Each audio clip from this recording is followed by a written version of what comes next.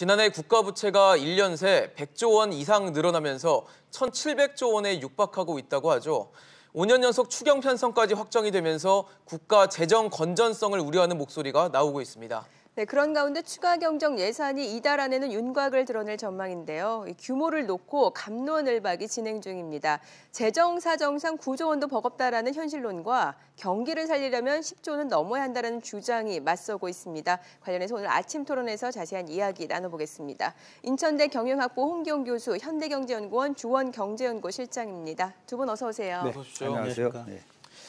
네, 우선 두 분께 먼저 여쭤볼 부분은 사실 청와대가 지난달 미세먼지로 운을 떼고 그다음에 IMF가 권고를 하면서 이 추경이 어제 이제 구체가 됐는데 두 분 모두 추경 필요성에 대해서는 공감을 하시는 거죠? 교수님부터 말씀해 주시죠. 우선 작년도에 그 25조 정도의 초과 세수가 있었고 네. 거기에 따라서 일부 부채를 갚고 13조 원이 이제 넘어온 돈이 있습니다, 올해. 네. 그래서 의무적으로 지출한 돈을 빼면 일부 돈이 남기 때문에 대부분 이제 이런 걸 추경으로 반영된다면서 어느 정도 추경은 해야 되는데 네. 다만 아직 그 5월 달 말까지 작년도에 결산 보고서를 국회에 지출해야 되는데 네. 결산도 보지도 아니하고 너무 일찌감치 네. 이렇게 거론되고 하고 있는 것이 지금 우려되고 있는 것입니다. 타이밍이. 네, 예. 그렇습니다. 실장님께서도 추경 필요하다고 보시는 거죠? 네, 경제 상황이 이 본 예산, 지금 올해 예산을 편성하던 이제 작년 말과는 네. 좀 많이 바뀌었거든요. 그러니까 IMF 총재가 연초에 이제 4대 먹구름이라 해서 글로벌 경제 위기를 경고를 했고요. 네. 그리고 최근에 우리 국내 경제 지표들이 상당히 좀 안 좋은 상황입니다. 그래서 경제적인 측면에서는 추경의 필요성은 충분히 있다고 생각이 됩니다. 네. 자, 그런데 추경이라는 것 자체가 이제 대내외적으로 중대한 변화가 생겼기 때문에 갑자기 추가로 돈을 더 쓰겠다는 것 아니겠습니까? 네. 자, 그러면 지금이 그 시점이 맞는지 또 쓸 수 있는 이유들은 타당한지도 좀 궁금해지거든요. 실장님 어떻게 보십니까? 예. 지금 정부 곳간이 이제 넉넉하지 않느냐, 넉넉한가 네. 그 얘기인데 사실 이제 단기적으로 보면 정부 곳간은 충분합니다. 아까 네. 말씀하신 작년에 세수가 많이 거쳤던 부분도 예. 있고 그리고 추경 10조 정도는 규모로 보면 이제 시청자분들이 상당히 크다 이렇게 생각하실 것 같지만 그렇죠. 우리나라 GDP가 한 1,800조 정도 되고요. 네. 우리나라 예산이 한 이제 500조 정도로 가까이 이제 접근하고 있기 때문에 네. 그 정도 규모는 단기적으로 이제 커버가 되는데 이제 우려하시는 분들의 이제 대부분의 생각은 이제 중장기적으로 앞으로 쓸 돈이 많고 네. 그런데 이렇게 추경으로 자꾸 하게 되면 이제 어차피 적자 국채로 편성을 해야 되고 그러니까 이런 부분들을 생각들을 하시는 것 같은데요. 당장 본다면 아직은 재정 여력은 있다 이렇게 생각합니다. 아직은 여력이 있다. 예. 교수님께서 어떻게 보세요? 이게 지금 지난 2015년 이후에 5년 연속 이뤄졌고 특히 문재인 정부 들어서는 한 해도 빼지 않고 이맘때쯤이면 추경이 네. 이루어졌단 말이죠. 그래서 뭐 추경 중독이다, 재정 중독이다 이런 얘기까지 나오더라고요. 그렇죠. 작년도에 한 4조 원 정도 했고 예. 그전에는 11조 원 정도 했고 지금까지 계속 그 지난 정부에서 해온 건 네네. 있었습니다만 주로 이래 일자리 창출 이런 목적으로 합니다만 그 효과에 대해서는 상당히 또 미미하거나 아니면 비판 것도 이제 받고 있기 때문에 다만 지금 현재는 이제 미세먼지다 이렇게 네. 이제 특별히 합니다. 이게 이제 국가재정법의 90조에 보면 딱 정해져 있거든요. 네네. 이게 아무나 막 추경을 하는 게 아니기 때문에 재난 이런 것도 있죠. 재난, 예, 그렇죠. 전쟁, 또 재난이라든지 아니면 경제 침체가 아주 되거나 또 대량 실업 이게 이제 중대한 변화가 있는 경우 하는 것인데 그렇지 않으면 우리가 지금 작년도에 비해서 예산이 한 40조를 더 늘려서 잡아놨거든요. 네. 9.5%라 본 예산 기준으로. 이런 것이 아직 지출이 아직 되지를 다 안 한 상태에서 이렇게 경기를 더 살려야 된다 하면서 또 지출하고 또 일자리 창출 서민 생활을 또 한다 이렇게 하기 때문에 네. 이것이 정말 이게 추경 정도에 들어갈 내용들인가 하는 것에 대해서는 우리가 봐야 되는데 다만 IMF에 이번에 와서 협의 과정에서 조금 권고한 사항이 있습니다. 이제 그런 면에서 보면은 좀 종합해서 이제 한번 살펴볼 필요는 있겠다 이렇게 봅니다. 네. 사실 이번 추경의 명목은 원래 미세먼지 대응이었지만 사실은 경기 부양에 좀 포인트가 맞춰져 있지 않나 싶거든요. 네. 실장님께서 보시기에는 우리 경제 지금 얼마나 심각한 상황일까요? 지금 경기 동행지수하고 이제 선행지수라는 지표가 있는데 경기 네. 동행지수는 지금 현재 경기 상황을 나타내주고 네. 선행은 앞으로 이제 미래 경기 상황을 나타내주는데 네. 이게 연속으로 좀 9개월 같이 하락을 하고 있습니다. 그러니까 1970년 이 지표들을 작성한 이후로 예. 가장 긴 기간이거든요. 그렇다면은 상당히 좀 이례적이고요. 네. 지금도 안 좋지만 앞으로도 안 좋을 거다. 그러니까 이런 지표를 본다면 네. 우리나라 경기 상황이 쉽지만은 않다. 특히 이제 2월 산업혈당 동향을 보면 네. 생산, 소비, 투자, 그러니까 트리플 마이너스라 그러죠. 내수 경기가 전형적으로 침체되는 모습이기 때문에 추경은 좀 필요하다고 생각이 됩니다. 네. 뭐 사실 경기가 안 좋기 때문에 추경이 필요하다라는 데는 많은 분들이 공감을 하실 것 같습니다만 이제 문제는 추경 편성에 필요한 재원 관계 어디서 어떻게 조달될지 여부일 것 같습니다. 사실 기본적으로 쓰고 남은 돈에서 이제 추경이 편성이 돼야 될 텐데 이번에 2015년 이후 처음으로 이제 국채를 추가로 발행을 한단 말이죠. 자, 이러면은 이게 사실 여력이 그렇게 많지는 않다라는 걸 의미하는 게 아닐까요? 그렇습니다. 지금 작년도에 본 예산 기준으로 세금이 11%가 늘어났어요. 네. 올해. 그래서 거의 300조 원을 이제 세금으로 걷게 된 이런 마당에서 그러니까 지금 추력으로 그렇지 않으면 이제 추경은 작년도에 넘어온 세계 잉여금 중 일부를 이제 써게 되는데 네. 그러면 얼마나 잡느냐 하는 건데 IMF에서 권고를 특이하게 이 재정의 규모까지 이번에 9조 원. 권고를 했어요. 예, 9조 원이라고 하는 보통은 그렇게 안 하는데 그럼 9조 원 정도를 하려면 적자 국채를 발행할 수밖에 없는 그런 상황에 온 겁니다. 우리나라 부채도 지금 상당히 늘어서 740조가 돼 있습니다. 네. GDP 대비 39.4% 정도까지 이렇게 돼 있는데 이러한 그것을 봤을 때 계속해서 미래에 부담이 되는 부채를 끌어안으면서도 지금 그렇게 급박한 상황에 와 있느냐 하는 것에 대해서 그리고 또 이 예산만 쓰면 네. 뭔가 정말로 뭐가 풀어지느냐 예산 이외에 비예산 정책을 많이 그걸 내놔야 될 판도 있지 않느냐 그것이 오히려 발목을 잡지 않느냐 하는 것도 검토하면서 이게 이루어지지 않으면은 국가 부채만 늘리는 효과 없이 또 미래 부담만 넘기는 그러한 비판이 될 수 있습니다. 예. 교수님께서 미래 부담을 딱 얘기하셨는데 네. 어제 나온 자료를 보니까 국가 부채가 뭐 국민들이 다 떠하는 건 아니지만 1,700조 원에 네. 육박했다라면서 네. 이유를 보니까 공무원 연금 또 군인 연금의 맞아요. 미래 부담액이 많이 늘어났더라고요. 그래서 지금 그 부채가 계속해서 지금 상승이 되고 있고 또 우리 지금 현재로는 공무원 연금이나 이런 건 부채 잡지만은 사립 이런 기타의 공적 연금은 아직 부채를 안 잡는 등 여러 가지 이것이 이제 변화 추세가 있는데 네. 이런 그 부채가 늘어나는 것에 대한 우리 국민적인 부담이 높기 때문에 부채를 마냥 늘릴 수 있는 입장이 아닙니다. 그래서 경기가 정말로 어려운 경우는 그렇지만 지금 현재로서는 상당히 3개월뿐이 안 됐고요. 네. 또 예전에 비해서 상당히 높은 경제 성장률 2%인데 이게 예산이 9.5%나 늘려 잡은 이 상황입니다. 올해 네네. 그렇지 않아도 상당히 많이 잡혀져 있는 상황인데 이것을 제대로 집행되지 않은 상태에서 또 갖다가 추경을 반영하고 하는 것은 우리가 좀 잘 생각을 해서 하지 않으면은 부담이 된다. 이렇게 그러니까 볼 수 있는 타이밍적으로 지금 추경 편성은 적절치 않다라는 예, 보통은 의견이신 우리나라가 거죠? 예. 작년만 5월달 21일 날 이게 이제 국회 통과됐습니다. 그 전에는 다 7월 이후에요. 네. 그러니까 한번 상반기에 돌아간 걸 보고 예. 하반기도 우리가 봐야 되죠. 추경을 또 가을에 또 할 겁니까? 뭐 자꾸만 하는 게 좋은 게 아니지 않습니까? 예. 돈이 와서 하는 게 아니라 자꾸 부채를 끌어와가지고 하면 안 되니까 너무 조금 서두른 면이 있다.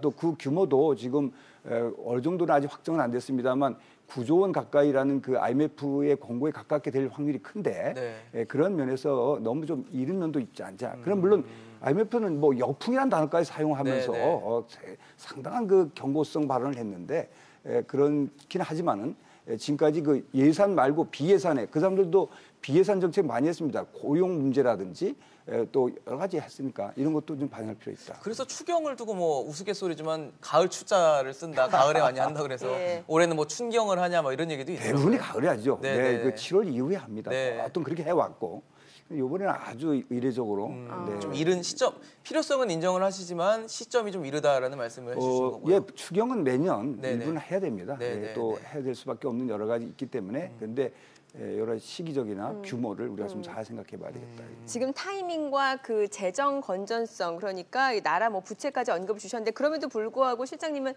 지금 추경이 필요하다라는 입장이신 거잖아요. 정부가 이제 추경의 우리 필요성 밝힌 이유 중에 하나가 예. 선제적 경기 대응이라는 용어를 썼거든요. 선제적. 그러니까 예. 지금의 경제 상황 그 수준 딱 자체만 놓고 보면 추경을 굳이 할 필요는 없지만 네.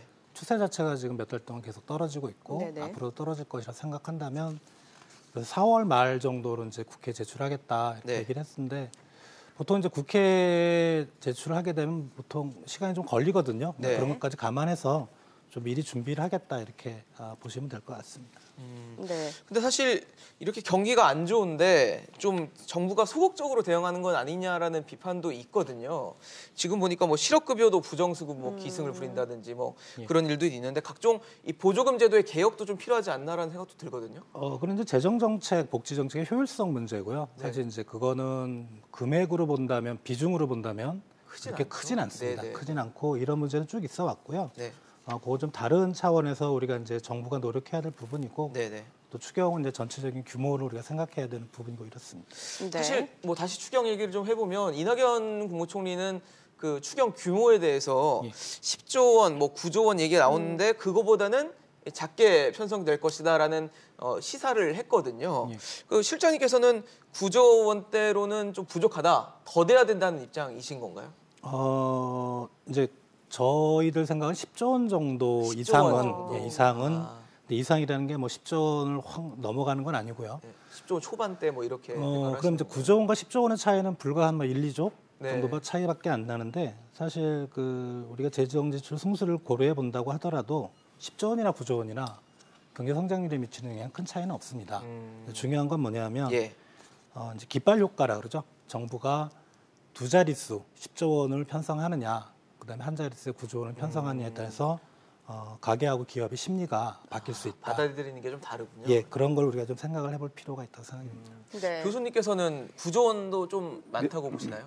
그 규모도 중요합니다만 예. 지금 정부가 지출하는 그 질적인 걸 평가를 해봐야 됩니다. 그래서 지금 작년도와 이태 전에 계속해서 일자리 창출 목적으로 지출했습니다마는 네. 그러한 효과를 재정으로만 해결할 문제가 아닙니다. 그리고 또 IMF에서도 재정적으로만 풀어야 된다는 말이 아니고 고용의 유연도 아주 적극적으로 반영해야 된다고 얘기했고, 그다음에 금융 정책도 얘기를 했습니다. 네. 네. 또 다음에 이 신산업이 지금 막혀 있다. 네. 신상품을 발행하는데 이 규제를 풀어야 한다는 것도 공고를 했습니다. 네. 그래서 이 재정 정책만 되면은 경제가 풀어진다고 하는 것을 볼 수 없고, 다만 어느 정도의 이 역할은 윤활유 역할을 하기 때문에 필요는 합니다만 과도한, 그리고 또 그 효과가 아직 확정되지 않은 상태로 이렇게 선제적인 이유로 막 제출할 수는 없기 때문에 그런 면에서 좀 신중한 면이 있어야 된다, 이런 것을 말씀드리는 겁니다.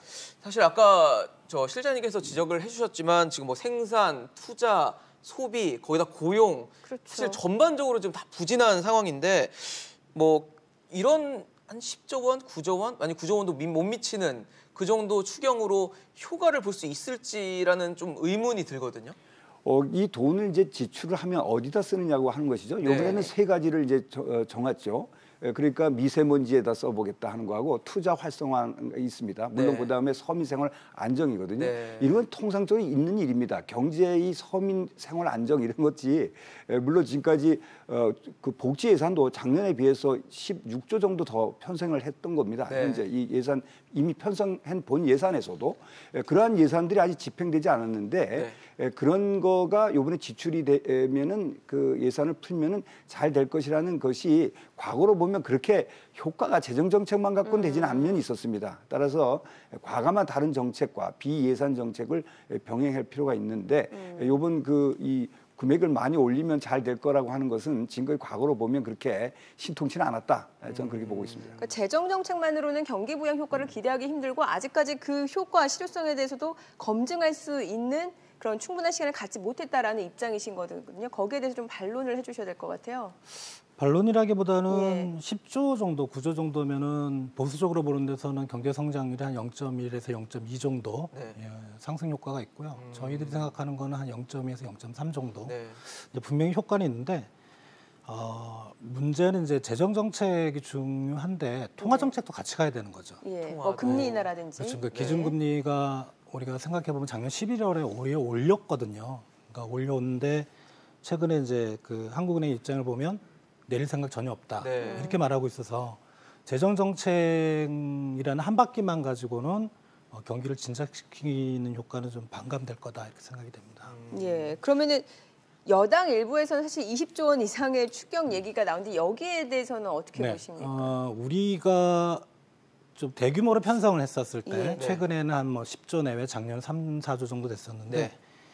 2009년에 이제 글로벌 금융위기 리먼 브라더스 사태로 그때 우리가 추경을 했던 게 28조 정도를 했었습니다. 28조요? 예, 그리고 유럽 재정위기 때가 17조 정도. 17조. 요게 이제 큰 규모였는데 예.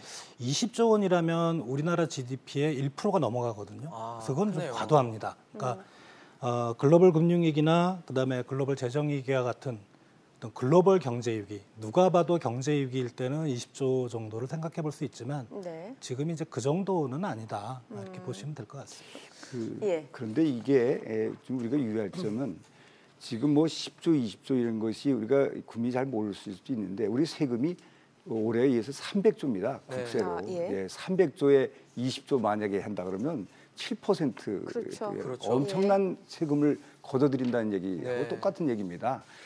작년에 비해서도 세금이 11% 늘려 잡은 상태에서 또 무슨 7%를 더하면 작년에 비해 뭐 한 7, 8% 올려갔다.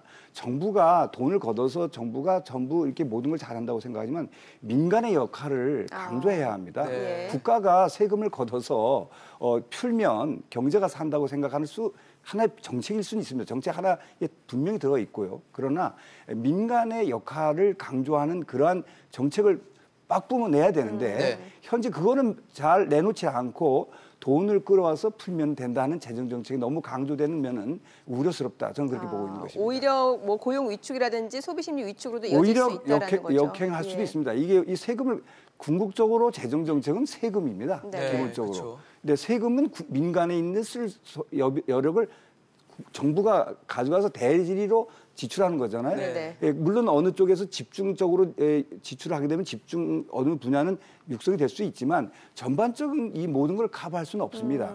따라서 민간의 영역을 우리가 강구할 수는 없습니다. 그래서 민간 역할을 강조할 수 있도록 고용의 유연화라든지 아까 금융이라든지 그다음에 이 규제 이 신산업에 가는데 언제든지 풀어줄 수 있는 이런 모든 것. 또 세금도 가능하나 저는요. 오히려 감세 정책을 생각해야 된다고 저는 생각을 하고 있습니다. 지금 세금을 더 늘려서 정부 역할을 해서 경제 살리는 방법이 있고요. 네. 또 세금을 줄여서 감세를 해서 할 수 있는 민간 역할을 할 수 있는 겁니다. 세계적으로는 상당수는 지금 감세 정책에 의해서 민간 역할을 키워나가는데 지금 우리나라는 이상하게 세금을 더 걷어서 더 정부 역할을 더 줘서 경제 살리는데 이 많은 얘기를 나누는 데 대해서는 저는 좀 상당히 의심을 가지고 있고요. 그렇게 효과가 있겠느냐 하는 데 대해서. 그래서 오히려 지금 이런 상태에서는 기업의 법인세를 오히려 더 내리고 하는 감세 정책이 오히려 더 효과 있었다고 보고 그런 면에서도 좀 정부가 들여다봤으면 좋겠다 이렇게 말씀을 좀 드리고 싶습니다. 뭐 사실 당장 내 주머니에서 돈이 더 세금으로 나간다라고 하면 소비 여력이 부족해지는 게 사실이니까요. 그렇죠. 여기에 대해서 어떤 의견이십니까? 재정 지출을 네. 확대하는 것도 중요한데요. 경기를 진작시킬 수 있는 정부 재정의 역할은 지출을 확대하면서 동시에 이제 감세 정책을 하는 거거든요. 아, 동시에. 예, 그 민간 사이드의 영역을 키우는 게 경기 진작의 기본이고요. 저희들 생각도 재정 지출 이번에 추경 편성하는 것도 중요하지만 정부가 이제 감세 정책을 중장기적으로 생각해 볼 필요는 있다고 생각이 됩니다. 근데 이렇게 대규모, 중규모라고 하더라도 이렇게 추경을 편성하게 되면 어찌됐든 세수가 확보가 돼야 되잖아요. 그러면 결과적으로 민간 입장에서는 세금 부담이 늘어나는 거 아닙니까? 이게 감세하고 어떻게 맞물려서 갈 수 있는 겁니까? 일단은 정부가 재정을 흑자로 편성한다는 거는 예. 경기를 진작시키는 정책이 아닙니다. 지출을 아무리 늘리고 그 늘린 만큼을 세수로 걷는다? 그거는 이제 완전히 구축 효과가 일어나서 경기 진작 효과가 제로라고 보시면 되고요. 지출을 늘리면서 동시에 감세를 해서 적자폭을 단기적으로는 좀 늘리는 그래야만 민간 사이드가 커지고 그게 이제 경기 진작으로 이어질 수가 있는 거죠. 네. 네, 사실 근데 이번 추경안이 나오게 된 사실 물꼬는 미세먼지였거든요. 맞아요. 네. 워낙 뭐 요즘에 미세먼지 요즘은 좀 괜찮은데 불과 한 몇 주 전만 해도 너무 심각했었거든요. 그래서 미세먼지 추경 뭐 아직 정해진 건 아니지만 1조 원 안팎이 될 것이다라는 전망이 나오는 데 대해서는 교수님께서는 어떻게 보십니까? 마침 제가 지난주인가 그 국회에서 이 미세먼지와 네. 세금에 관련된 여기를 참여해서 토론한 적이 있는데 네. 우리가 지금 미세먼지를 주로 요번에 이렇게 이 신문이나 여당에서 얘기하면 주로 그 경유 자동차라든지 이런 네네. 자동차의 많은 부분을 얘기를 하는 것 같습니다. 사실 그 미세먼지에 이 경유 도로에서 도로에 사용하는 그런 데서 발생하는 부분이 주로 승용차 같은 데는 경유 자동차는 9%도 안 차지하고 있습니다. 네. 말하자면 이 제조 산업에서 나온다든지 그 비산 먼지라든지 이런 게 많아서요. 실제 경유 자동차를 갖다가 이렇게 여러 가지 세제 지원을 통해서 개선한다고 해서 미세먼지에 크게 영향은 줄 수 없다. 이렇게 이제 봤는데 이거를 이제 국민에서 정치적인 효과는 있을지 모르지만 네. 실제 이 재정으로 눈에 보이는 효과는 그렇게 보이지 않을 거로 저는 보입니다. 오히려 이게 미세먼지는 또 국내 요인만이 아니고 국제 외부적 요인도 요인도 상당히 있죠. 있기 예. 때문에 국내에서 지금 그걸 한 1조 원 정도는 해야 되지 않냐 이렇게 얘기를 하는데 네. 그것도 1년 내에 6개월을 1조를 쓰겠다는 겁니다. 그렇죠. 1조만 쓰면 다 미세먼지가 문제가 없으면 대창성이죠. 네네. 그러나 이것이 주로 또 쓰는 곳이 뭐냐면 지금 문제는 에너지 정책도 다 관련돼 네네. 있고요. 그 에너지 정책에서 석탄이라든지 핵이라든지 여러 가지 있지 않습니까?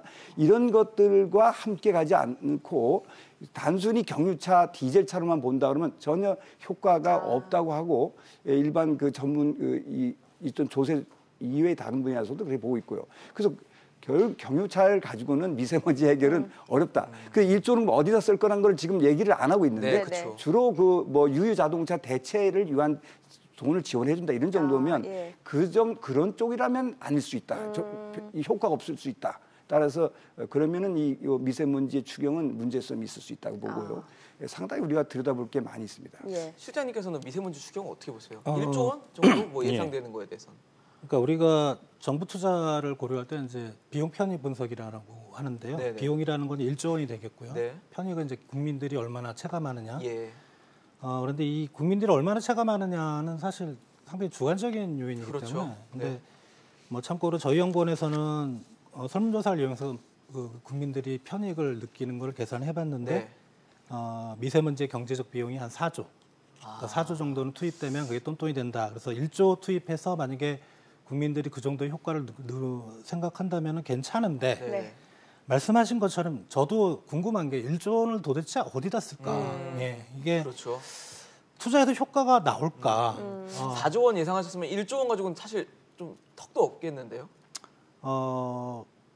근데 중요한 거는 과연 이제 1조 원을 어디다 쓰는가? 예. 예. 사실 혹시 용도가 중요하죠. 보조금이나 네. 아니면은 전시 행정 그러면은 규모는 훨씬 작지만 나중에 4대강이 되지 않을까? 4대강 같은 케이스가 되지 않을까? 이런 우려도 좀 생기는 것 같습니다. 네, 알겠습니다. 오늘 현대경제연구원의 주원 경제연구실장, 인천대 경영학부 홍기용 교수였습니다. 두 분 말씀 잘 들었습니다. 고맙습니다. 감사합니다.